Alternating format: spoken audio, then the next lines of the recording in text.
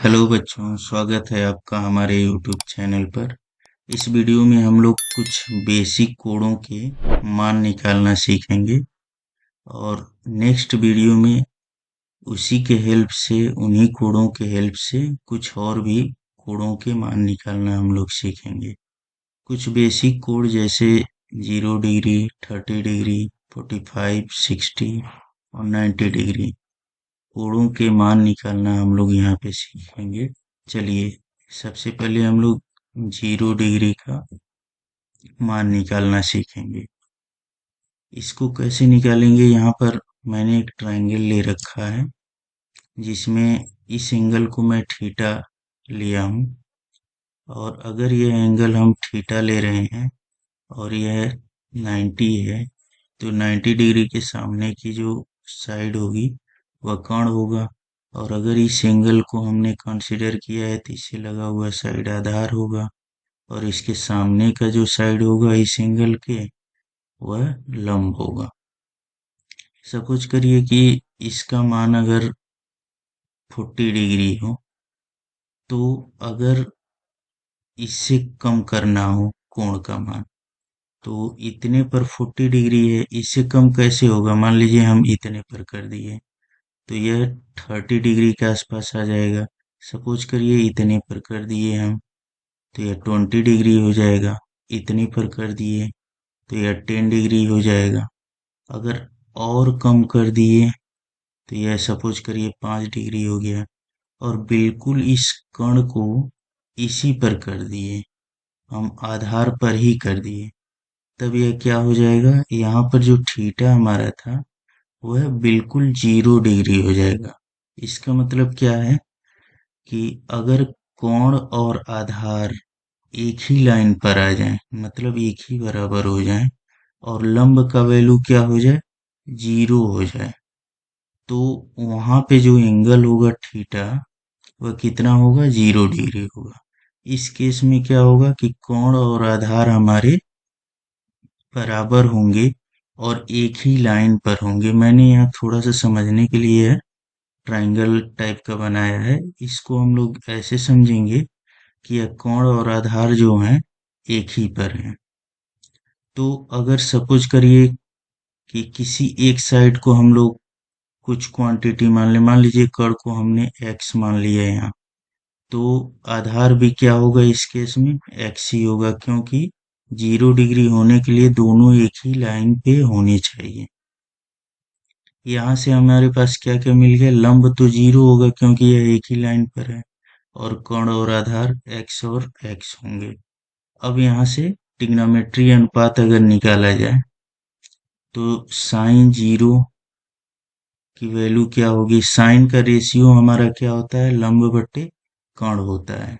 तो यहाँ पे लंब हमारा क्या है? 0 है, और कोण क्या है? x है। तो एक चीज आप लोग याद रखेंगे, अगर किसी भी वैल्यू का अंश 0 हो तो वह वैल्यू क्या होती है? 0 होगी, भले ही हर कुछ भी हो। जैसे मान लीजिए हमने लिखा 0/1000, तो भी इसका मान 0 ही होगा। या फिर हमने लिखा 0/5 लाख भी लिख दिया, तब भी इसका मान 0 ही होगा। ऐसे ही अगर किसी भी वैल्यू का हर 0 हो तो उसका मान जो होगा वो इनफाइनाइट होगा, भले ही अंश में कुछ भी हो। अगर हर 0 है तो उसकी वैल्यू इनफाइनाइट ही होगी। ऐसे ही अगर किसी का वैल्यू जो है, अगर किसी भिन्न का हर जो है इनफाइनाइट हो तो उसकी वैल्यू 0 होगी। ये कैसे करेंगे हम लोग? जैसे हमने बताया कि अगर किसी भी वैल्यू का हर 0 है तो वह इनफाइनाइट होता है, तो अगर इसको ऐसे करके यहाँ इनफाइनाइट को यहाँ ला दिया जाए, यहाँ से यहाँ, और इस 0 को यहाँ कर दिया जाए तो यही मिल जाएगा। तो ऐसे करके कुछ चीजें आप लोग याद रखेंगे कि अगर किसी का हर इनफाइनाइट है, इनफाइनाइट को हम लोग ऐसे करके रिप्रेजेंट करते हैं, तो अगर किसी का हर इनफाइनाइट है तो अंश में कोई भी वैल्यू रहेगा उसका मान 0 होगा। और अगर किसी का हर 0 है तो उसका जो मान होगा अंश में कुछ भी वैल्यू हो वह इनफाइनाइट होगा। और अगर किसी का अंश 0 है तो उसका मान हर में कुछ भी हो उसकी वैल्यू 0 ही होगी। तो यहाँ से हम लोग देखेंगे 0/x है तो इसकी वैल्यू क्या होगी, 0 होगी। ऐसे ही अगर आधार बट्टे कर्ण हम लोग ले रहे हैं, काश का रेशियो क्या होता है, आधार बट्टे कर्ण। तो काश 0 0 डिग्री का ट्राइंगल हम लोग ले रहे हैं, तो आधार यहाँ पे क्या है, x है, और कोण यहाँ पे क्या है, x है। तो यहाँ से क्या हो जाएगा, x और x कट जाएगा वन टाइम में, तो यहाँ 1 हो जाएगा इसकी वैल्यू। ऐसे ही tan 0 में, तो tan का रेशियो क्या होता है, लंब बटे आधार। और 0 डिग्री का अगर ट्राइंगल हम लोग लेते हैं तो लंब जो है 0 होगा और आधार हमारा क्या होगा, x। तो यहाँ से मैं अभी अभी बताया हूँ, अगर किसी भिन्न का अंश 0 हो और हर कुछ भी हो, कुछ वैल्यू हो, तो उस केस में उसका मान क्या होता है, 0 होता है। ऐसे ही अगर यहाँ पे आ जाए हम लोग, cot 0 का देखें, तो cot का जो रेशियो होता है वह आधार बटे लंब होता है। तो आधार यहाँ पे क्या है, x है, और लंब यहाँ पे क्या है, 0 है। तो इसका वैल्यू क्या होगा, इनफाइनाइट होगा। ऐसे ही यह मैं बताया हूँ पहले भी कि अगर कोई भी वैल्यू हो उसका अगर हर 0 है तो वह वैल्यू क्या बन देगी, इनफाइनाइट होगी।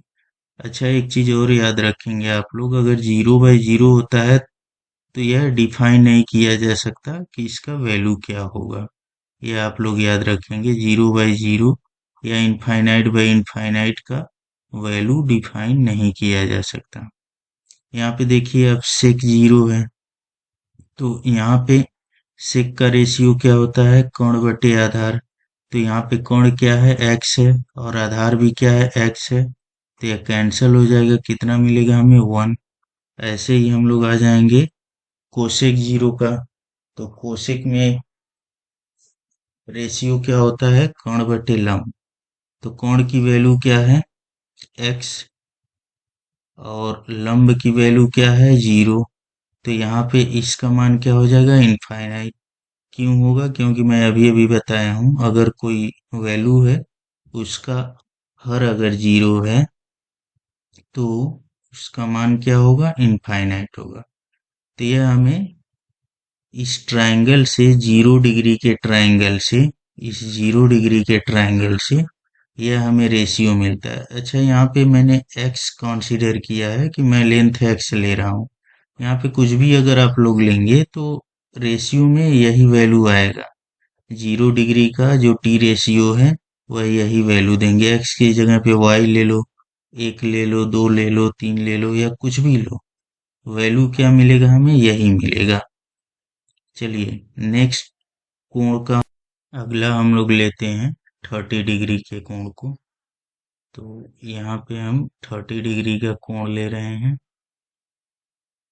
इसका पहले ट्रायंगल कैसे बना सकते हैं, जैसे यह ट्रायंगल है, इसमें हमने इस कोण को मान लिया है कि 30 डिग्री होगा। यह त्रिभुज का यह कोण 30 डिग्री है। तो यह हमारा हो जाएगा आधार, और यह हो जाएगा लंब, और यह 90 डिग्री है तो यह क्या होगा, कोण होगा। चलिए ध्यान से देखिए इसको, अगर यह 30 डिग्री है तो यह कोण कितना होगा, 60 डिग्री। अब उसके बाद से क्या करेंगे हम लोग, कुछ इसमें कंस्ट्रक्शन करेंगे कि जितना लंबा यह है उतना ही लंबा इधर बढ़ा देंगे हम लोग। उसके बाद से इस पॉइंट को क्या करेंगे, इसे मिला देंगे। अगर ऐसा हम लोग करते हैं तो यह 30 डिग्री है तो यह भी 30 डिग्री ही होगा, क्योंकि यह लंबाई जो है इसके बराबर है और यह लंबाई इसके बराबर होगी तब। अब उसके बाद से क्या करते हैं कि यह टोटल कोण कितना हो गया, अब 60 डिग्री हो गया। यह 60 डिग्री था, यह 60 डिग्री है, तो इस बड़े वाले ट्रायंगल में यह भी क्या हो जाएगा, 60 डिग्री ही होगा, क्योंकि यह 30 डिग्री पहले था तो इसलिए यह 60 डिग्री, मतलब यह क्या हो गया हमारा, एक समबाहु त्रिभुज हो गया। इसका मतलब है कि इस त्रिभुज की सभी भुजाएं क्या होंगी, बराबर होंगी।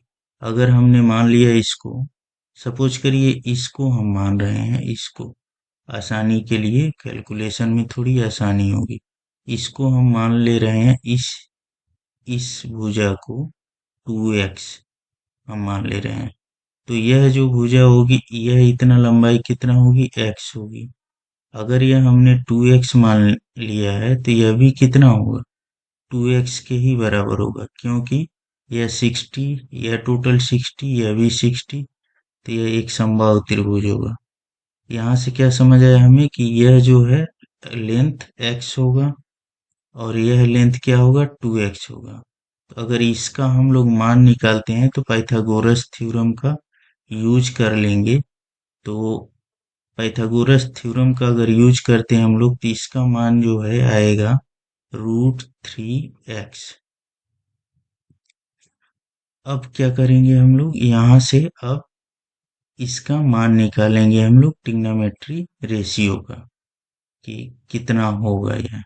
यहाँ पर हमारा 30 डिग्री का ट्रायंगल बन गया है। यह यहाँ पे हमने जो मान रखा है इसको 2x ले रखा है, यह अब x हो जाएगा। और अगर 2x है, यह x है, तो यह वैल्यू जो है कितना हो जाएगा, √3x। अब यहाँ से सभी ट्रिग्नोमेट्री रेशियो का मान हम लोग निकालेंगे। जैसे साइन का रेशियो क्या होता है, लंब बटे कर्ण, लेकिन 30 डिग्री का है तो 30 डिग्री का ट्रायंगल हम लोग यूज करेंगे। तो 30 डिग्री के ट्रायंगल में लंब कितना है, लंब है हमारे अकॉर्डिंग हमने क्या मान रखा है, x की जगह पे कोई भी वैल्यू ले सकते हैं हम लोग, 100, 150, 200 या yz कुछ भी ले सकते हैं, हमें मान वही मिलेगा। यहाँ पे x हो गया और कोण का वैल्यू क्या है, 2x। यहाँ से वैल्यू क्या आ जाएगा, यह 1/2। फिर उसके बाद से cos 30 की वैल्यू क्या होगी, cos का रेशियो क्या होता है, आधार बटे कर्ण। तो आधार क्या है इस ट्रायंगल में, 30 डिग्री के ट्रायंगल में आधार है हमारा √3x और कोण क्या है, 2x। तो यहाँ से हमें क्या मिल जाएगा, √3/2। ऐसे ही tan का जो रेशियो होता है वह क्या होता है, लंब बटे कर्ण। तो लंब हमारा क्या है, x है, लंब बटे आधार होता है। तो लंब हमारा x है और आधार हमारा क्या है, √3x। तो यहाँ से क्या मिल जाएगा हमें, 1/√3। ऐसे ही कॉट की वैल्यू क्या होगी, मैं यहाँ पे लिख रहा हूँ। कॉट का रेशियो क्या होता है, आधार बटे लंब। तो 30 डिग्री के ट्रायंगल में आधार कितना है, √3x और लंब x है। तो यहाँ से इसकी वैल्यू क्या आ जाएगी, √3 आ जाएगी, x से x कैंसिल हो जाएगा। ऐसे ही सेक 30 है, तो सेक का रेशियो क्या होता है, कोण बटे आधार। तो कोण कितना है, 2x है और आधार कितना है, √3 इंटू एक्स। तो यहाँ से x कट जाएगा, कितना बचेगा, 2/√3। ऐसे ही कोसेक 30, तो कोसेक का रेशियो क्या होता है, कोण बटे लंब। तो कोण कितना है, 2x और लंब कितना है, x है। तो यहाँ से हमें क्या मिल जाएगा, 2 मिल जाएगा। यही क्या होगा, टी रेशियो का 30 डिग्री के लिए मान हो जाएगा यह सब। ऐसे ही हम लोग 45 डिग्री के लिए भी वैल्यू निकाल सकते हैं। इसके लिए ट्रायंगल हम बता दे रहे हैं, समझा दे रहे हैं कि कैसे होगा। यहाँ पे देखिए, यह हमने एक त्रिभुज लिया है जिसमें यह कोण क्या हो गया, 45, यह 90 है, यह 45 है। तो हमें मालूम है कि त्रिभुज के सभी अंतः कोणों का योग 180 अंश होता है। यह 90 हो गया, यह 45 हो गया, तो यह भी क्या होगा, 45 होगा। अब आप लोग क्लास 9th में त्रिभुज के कुछ प्रॉपर्टी पढ़े होंगे कि अगर किसी त्रिभुज के दो कोण बराबर हों तो उससे लगी हुई भुजाएं भी क्या होती हैं, बराबर होती हैं। तो इसका मतलब क्या है कि यह भुजा जो है इसके बराबर होगी। अब अगर यह कोण हम लोग कंसीडर कर रहे हैं तो यह हमारा आधार हो जाएगा। और यह हमारा लंब हो जाएगा, यह हमारा कर्ण हो जाएगा। अब उसके बाद से क्या करेंगे, अगर हम लोग किसी एक का वैल्यू कुछ भी मान ले रहे हैं तो उसी के अकॉर्डिंग बाकी सब का वैल्यू सेट कर देंगे। जैसे यहाँ पे इसकी वैल्यू क्या हमने मान लिया x, तो अभी क्या हो जाएगा, x हो जाएगा। तो पाइथागोरस प्रमेय का यूज करके अगर यह x है और यह भी x है तो इसका जो वैल्यू होगा वह कितना होगा, √2x होगा, अगर पाइथागोरस थ्योरम से आप लोग वैल्यू निकालेंगे तो। अब यहाँ से क्या हो जाएगा, सभी टी रेशियो की वैल्यू निकाली जा सकती कि साइन 45 कितना होगा। साइन 45 कितना होगा, लंब बटे कर्ण, इसका रेशियो होता है। तो लंब कितना है, लंब x है, कर्ण कितना है, √2x। तो यहाँ से हमें क्या मिल जाएगा, 1/√2। इसी तरह से अन्य टी रेशियो की वैल्यू इस ट्रायंगल से निकाल लीजिएगा आप लोग।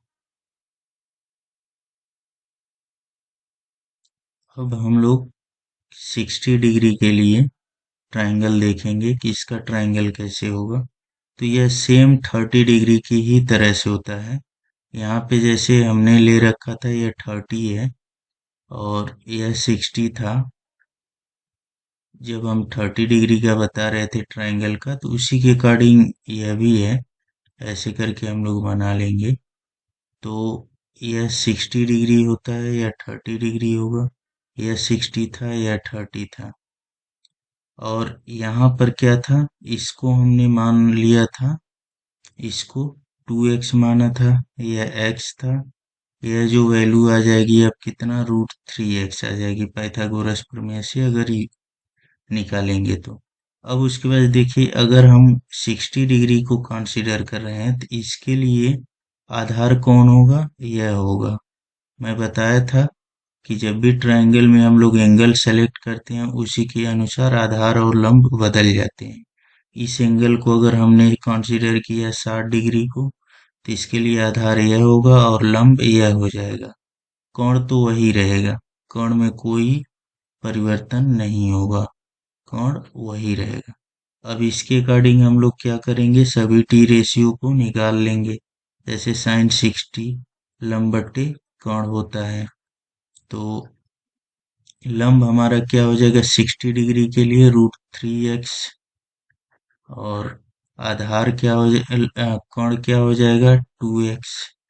तो यहाँ से जो वैल्यू आ जाएगी वह √3/2 आ जाएगी साइन 60 का। ऐसे ही कॉस 60, टेन 60 अन्य टी रेशियोज की वैल्यू आप लोग निकाल लीजिएगा बढ़िया से। अब हम लोग 90 डिग्री के लिए डिस्कस करेंगे कि उसका ट्रायंगल कैसे होगा। देखिए, यहाँ पर हमने एक ट्रायंगल ले रखा है, इसका मान यह है, हमने थीटा ले रखा है। अगर हमें 90 डिग्री बनाना है, सपोज करिए इसका वैल्यू अभी 50 डिग्री है। मैंने सपोज कर लिया कि थीटा का मान अभी 50 डिग्री है। अगर इसको ऐसे करके हम लोग बनाते हैं तो यह वैल्यू घट जाएगी। लेकिन अगर इसी को यहाँ पे कर देते हैं हम लोग, तो यह क्या होगा, इससे यह कोण बड़ा होगा। अगर यह 50 है तो यहाँ पे क्या हो जाएगा, 60। अगर इसको ऐसे करके बनाते हैं तो यह 70।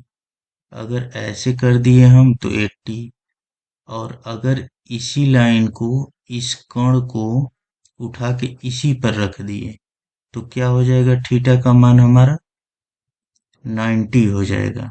मतलब क्या हुआ, जैसे कोण यहाँ पे है तो हमने मान लिया 50 होगा, थोड़ा सा और कोण को इधर खिसका दिए हम तो थोड़ा और मान अधिक हो जाएगा, और पास में ला दिए और अधिक हो जाएगा, और इस कोण को उठा के इसी लंब पर रख दिए तो क्या हो जाएगा, वह 90 डिग्री का कोण हो जाएगा, या थीटा जो है 90 डिग्री का कोण बनाएगा। यहाँ पे हम समझने के लिए बनाए हैं।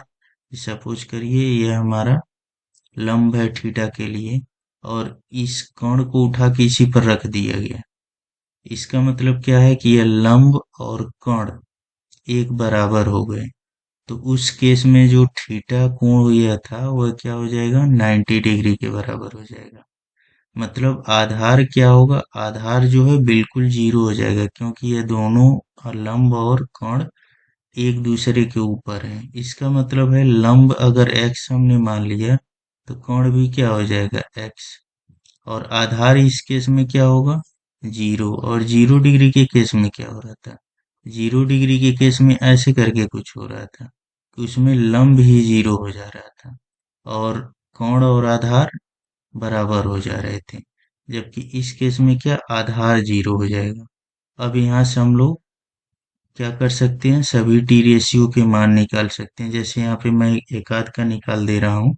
sin 90, साइन का रेशियो क्या होता है, लंब बटे कोण होता है। तो लंब का वैल्यू क्या है, x, और कर्ण का वैल्यू क्या है, x। तो अगर यह दोनों कैंसिल हो जाएंगे तो क्या मिल जाएगा हमें, 1। ऐसे ही cos 90 का अगर वैल्यू निकालना है तो इसका क्या होता है, आधार बटे कर्ण होता है। तो यहाँ से क्या हमें मिल जाएगा, आधार का वैल्यू है 0, कर्ण का वैल्यू है x। तो मैं बताया था अगर किसी का अंश 0 हो और हर में कुछ वैल्यू हो, चाहे वो जो भी हो, तो उसका मान क्या होता है, 0। इसी तरह से अन्य टी रेशियोज के मान आप लोग निकाल लेंगे। अब हम लोग देखते हैं कि इन सभी टी रेशियोज का चार्ट, और उसी को हमें क्या करना है, याद।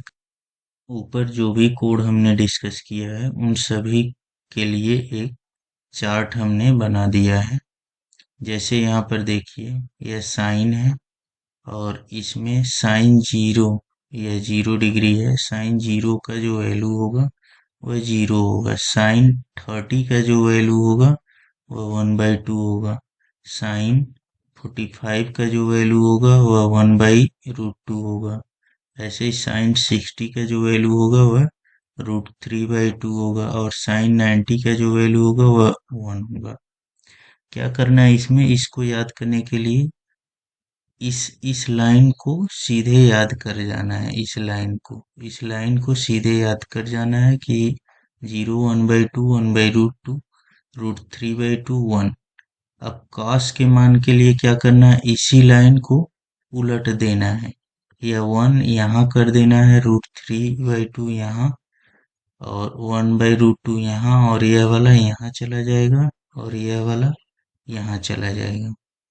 ठीक, क्या करना है, इसको रिवर्स कर देना है ऐसे करके, यह यहाँ पर आ जाएगा और यह वाला रोटेट होकर के इधर चला जाएगा। मतलब ऐसे करके रिवर्स कर देना है इसको। एक लाइन याद करो, उससे कॉस का हमें मिल जाएगा कि उल्टा कर देंगे। फिर उसके बाद से tan का याद कर लो, 0, 1/√3, 1√3, 0। यह याद हो गया। तो उसी का क्या करना है, इसी को जस्ट घुमा दो इधर। यह इनफाइनाइट यहाँ है तो यहाँ इनफाइनाइट हो जाएगा। यह √3 है तो यहाँ √3 हो जाएगा। यह 1 है तो यहाँ 1, यह 1/√3 है तो यहाँ 1/√3। यह 0 है तो यहाँ पे 0 हो जाएगा। ठीक, अब फिर उसके बाद से क्या करना है, यहाँ cos है तो इसी का जस्ट उल्टा ऐसे करके 1/cos सेक हो जाएगा। 1 का 1 हो गया, √3/2 का 2/√3 हो गया। उल्टा जस्ट कर देना, 1/√2 का यहाँ पे √2 हो गया, 1/2 का यहाँ पे 2 हो गया, और 0 का 1/0 करेंगे इसको तो यह इनफाइनाइट हो जाएगा। ऐसे ही यहाँ साइन का यह कोसेक हो जाएगा। यह कितना होता है, कोसेक जो होता है 1/sin होता है।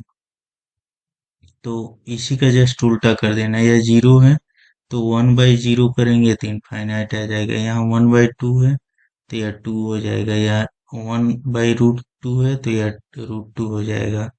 यह √3/2 है तो यहाँ पे 2/√3 हो जाएगा। यह 1 है तो 1/1 करेंगे तो यह 1 हो जाएगा। ठीक, तो ऐसे करके याद कर सकते हैं। दूसरा चीज, इसको कई बार रिपीट कर लेना है, बार बार इसको याद करना है, ताकि एक एक कोणों के मान दिमाग में एकदम बैठ जाए, तभी आगे क्वेश्चन आसानी से लग पाएंगे। अब इन्हीं कोणों पे आधारित कुछ क्वेश्चन हम लोग सॉल्व करेंगे।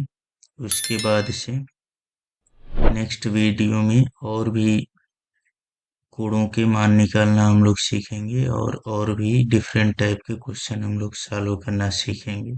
तब तक आप लोग इस चार्ट को बढ़िया से जो पीछे में बताया हूँ उसको याद कर लीजिएगा। चलिए क्वेश्चन को देखते हैं। यहाँ पे पहला क्वेश्चन है sin 45 into sin 30 plus cos 45 into cos 30। इसका हमें मान निकालना है। तो sin 45 का अगर अभी तो मान आप लोगों को याद नहीं होगा या याद भी होगा तो वह आप लोग रख लेंगे। यहाँ पे sin 45 का जो मान होता है वह 1/√2 होता है। और sin 30 का मान कितना होता है? यह होता है 1/2। प्लस cos 45 का मान कितना होता है? 1/√2। और ऐसे ही cos 30 का मान कितना होता है? √3/2। अब इसको हम लोग क्या करेंगे? सॉल्व करेंगे थोड़ा सा। यहाँ पे यह 1 और 1 मल्टीप्लाई होकर के तो 1 ही होगा, और यह नीचे क्या हो जाएगा? 2√2 इसे लिख सकते हैं। प्लस यह ऊपर क्या हो जाएगा? यह √3 हो जाएगा, और नीचे 2√2 लिख सकते हैं हम लोग। अब अगर इसका एलसीएम ले लें हम लोग, 2√2 एलसीएम होगा, और यह दोनों का जो हर है वो सेम है, तो इसलिए दोनों के अंश क्या होंगे? जुड़ जाएंगे। 1 प्लस √3, यही क्या हो जाएगा? वैल्यू हो जाएगा इस क्वेश्चन का। चलिए अब हम लोग दूसरा क्वेश्चन देखेंगे। यहाँ पे कितना है? sin² 30, sin²45, sin²60, sin²90। अब इनका वैल्यू हमें रखना है। तो sin 30 का जो वैल्यू होता है वह कितना होता है? मैं बताया था 1/2। और स्क्वायर है तो क्या करेंगे? स्क्वायर कर देंगे। इसका मतलब हम लोग यही समझेंगे कि अगर कहीं sin²30 लिखा हुआ है तो इसको हम लोग समझेंगे कि sin 30 का होल स्क्वायर है। यह हम लोग समझेंगे कि sin 30 का टोटल का स्क्वायर है। तो यहाँ से sin 30 की वैल्यू 1/2 होती है, और उसका साइन स्क्वायर है तो उसका स्क्वायर कर देंगे। ऐसे ही यह प्लस है। ऐसे ही sin 45 का वैल्यू कितना होता है? 1/√2 होता है। तो यहाँ पे साइन का स्क्वायर है तो इसका भी स्क्वायर कर देंगे। ऐसे ही sin 60 का वैल्यू कितना होता है? यह होता है √3/2, और स्क्वायर है तो स्क्वायर कर देंगे। प्लस sin 90 का वैल्यू क्या होता है? 1 होता है, तो इसका स्क्वायर कर देंगे। यह वैल्यू सब आप लोगों को याद रखना होगा, पूरा चार्ट, तभी ये क्वेश्चन हो पाएंगे। और आगे भी नेक्स्ट वीडियो में बनाऊंगा, उसमें भी क्वेश्चन उन्हीं पे बेसिस होंगे। उसी चार्ट के अकॉर्डिंग हम लोग सॉल्व करेंगे, एंगल को ट्रांसफॉर्म करके। चलिए देखिए, यहाँ से क्या हो जाएगा? यह 1/4 हो जाएगा। यहाँ से 1 का स्क्वायर करेंगे 1, 2 का स्क्वायर 4 हो जाएगा। प्लस यहाँ पे कितना हो जाएगा? 1/2 हो जाएगा, और प्लस यह कितना हो जाएगा? 3/4, प्लस यह 1। अब टोटल का क्या करेंगे हम लोग? एलसीएम ले लेंगे। एलसीएम कितना होगा? 4। यहाँ से 4 से इसमें क्या करना है? डिवाइड करना है। तो 1 टाइम होगा तो 1 का ऊपर मल्टीप्लाई करेंगे 1 होगा। प्लस 2 से डिवाइड करो, 2 टाइम होगा, 2 का ऊपर मल्टीप्लाई कर लेंगे 2 हो जाएगा। यहाँ पर 4 से मल्टीप्लाई करो 1 टाइम, तो 1 का ऊपर मल्टीप्लाई कर लो यहाँ पे। इसके नीचे कुछ नहीं है तो 1 समझेंगे। इससे इसमें डिवाइड करेंगे 4 टाइम, तो 4 का मल्टीप्लाई कर लेंगे ऊपर। यहाँ से कितना हो जाएगा? 3 3 6 4 10, 10/4। इसको थोड़ा सा कट कर देंगे, 2 बचे 2 दूना, यह कितना हो जाएगा? 5/2। यही हमारा क्या हो जाएगा? आंसर हो जाएगा। चलिए नेक्स्ट क्वेश्चन हम लोग देखेंगे कि कितना आएगा। अगला क्वेश्चन है हमारा वह क्वेश्चन नंबर 3। यहाँ से हम लोग देखेंगे ten square 30 plus ten square 60, ten square 45 का मान। यहाँ से टेन 30 का मान क्या होता है? यह होता है 1/√3 का होल स्क्वायर, क्योंकि टेन का स्क्वायर है। प्लस टेन 60 का मान कितना होता है? यह होता है √3। इसका हम लोग होल स्क्वायर कर लेंगे। टेन 45 का मान कितना होता है? इसका मान होता है 1। 1 का स्क्वायर कर लेंगे। यहाँ से वो अगर स्क्वायर करते हैं हम लोग तो यह हो जाएगा 1/3 प्लस यह 3 प्लस यह 1। यहाँ से यह कितना हो जाएगा? 1/3 प्लस 4। अगर इसको हम लोग थोड़ा और सॉल्व कर लें तो 3 एलसीएम लेंगे, यह 1 प्लस यहाँ पे 1 कर लेंगे हम लोग, तो यहाँ पे हो जाएगा 12। तो इसको हम लोग लिख सकते हैं 13/3। यही आंसर हो जाएगा। चलिए अब अगला क्वेश्चन हम लोग देखते हैं कि कैसे सॉल्व करते हैं उसको। अगला क्वेश्चन है 2 × sin² 30 minus 3 × cos² 45 plus ten square 60। इसका मान निकालने के लिए हम लोग क्या करेंगे? 2 × sin30 की वैल्यू क्या होती है? 1/2 का होल स्क्वायर माइनस 3 cos 45 की वैल्यू क्या होती है? 1/√2 होती है। इसका स्क्वायर कर दीजिए। प्लस टेन 60 की वैल्यू क्या होती है? √3 होती है। इसका स्क्वायर कर दीजिए। अब उसके बाद इसको हम लोग सॉल्व कर लेंगे। 2 × 1/4 माइनस 3 × 1/2 प्लस 3। यहाँ से इसको कैंसिल कर देंगे हम लोग, 2 टाइम में कैंसिल होगा। यहाँ पे क्या बच जाएगा? 1/2 माइनस 3/2 प्लस 3। यहाँ पे अगर एलसीएम हम लोग लेते हैं तो यह 2 हो जाएगा एलसीएम, 1 माइनस 3 प्लस यहाँ पे 1 अगर कर लेते हैं तो यह 6 हो जाएगा। यहाँ से यह कैंसिल होगा तो हमारा कितना बच जाएगा? यह 4/2, या 2 से 2 कैंसिल कर देंगे, टोटल मिलके हो जाएगा 2 हमारा आंसर होगा। ऐसे ही हम लोग अगला क्वेश्चन देखेंगे। अगला क्वेश्चन है sin² 30 into cos² 45 plus 4 × tan² 30 plus 1/2 × sin² 90 minus 2 × cos² 90 plus 1/24 × cos² 0। यहाँ से क्या करेंगे हम लोग? वैल्यू रखेंगे। sin30 की वैल्यू कितना होगा? 1/2। इसका स्क्वायर कर दें हम लोग। cos 45 की वैल्यू 1/√2, इसका स्क्वायर कर दो। प्लस 4 tan 30 की वैल्यू कितनी होगी? tan 30 की वैल्यू होगी 1/√3, इसका स्क्वायर कर दो। प्लस 1/2 sin 90 की वैल्यू क्या होता है? यह होता है 1। 1 का स्क्वायर माइनस 2 इंटू cos 90 की वैल्यू क्या होती है? 0 स्क्वायर प्लस 124। cos 0 की वैल्यू क्या होती है? 1 होती है स्क्वायर। सब वैल्यू आप लोग याद रखेंगे तभी यह क्वेश्चन हो पाएगा।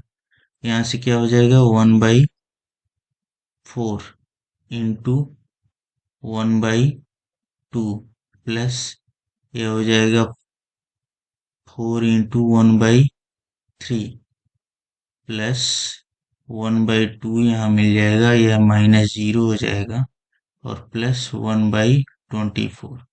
अब आगे हम लोग थोड़ा और सॉल्व करेंगे इसको। यह हो जाएगा 1/8 प्लस यह हो जाएगा 4/3 प्लस 1/2 प्लस 1/24।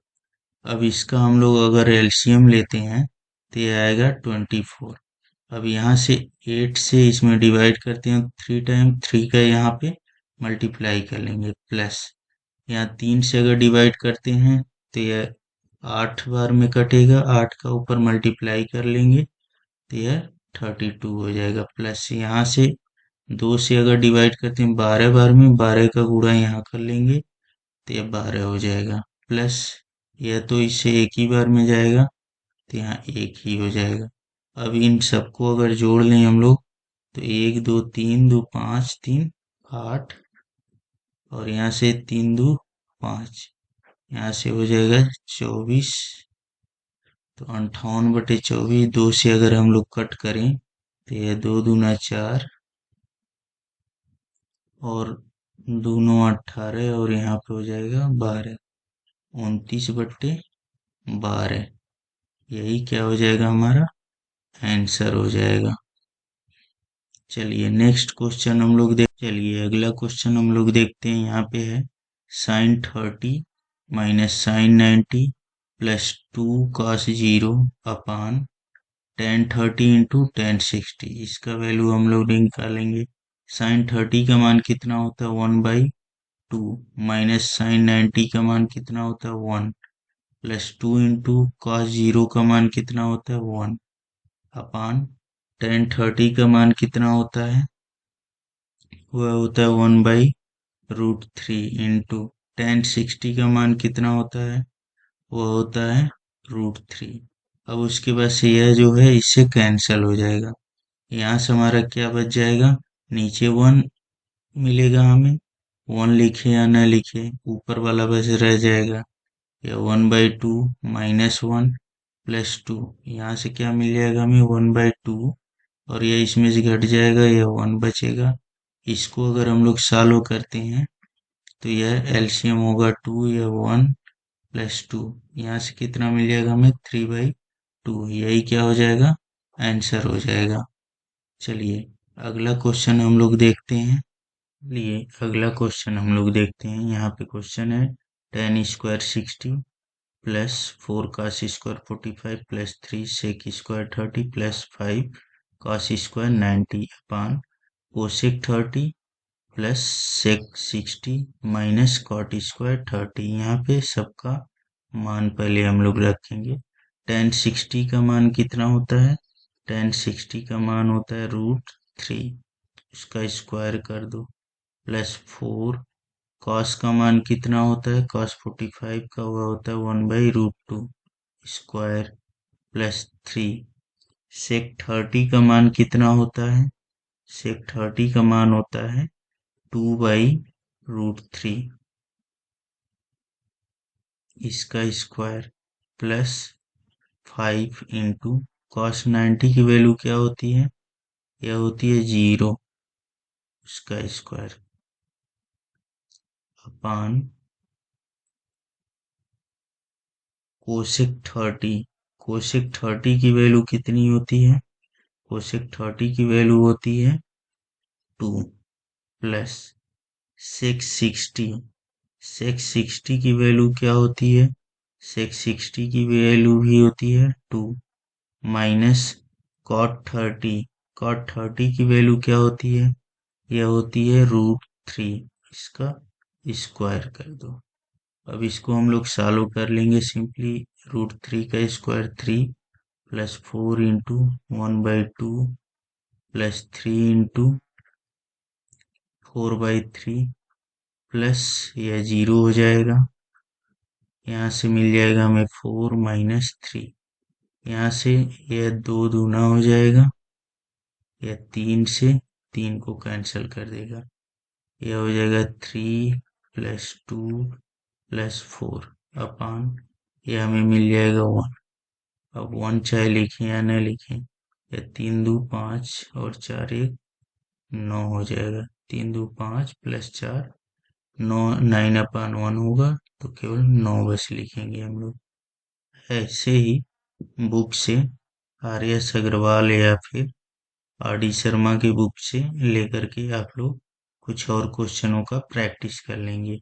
नेक्स्ट क्लास में या नेक्स्ट वीडियो में हम इससे एवं 90 डिग्री से एवं या 90 डिग्री से ज़्यादा के एंगल की वैल्यू निकालना हम लोग सीखेंगे और ट्रांसफॉर्मेशन मेथड भी सीखेंगे कि ट्रांसफॉर्म करके किसी कोण का एंगल कैसे निकालते हैं।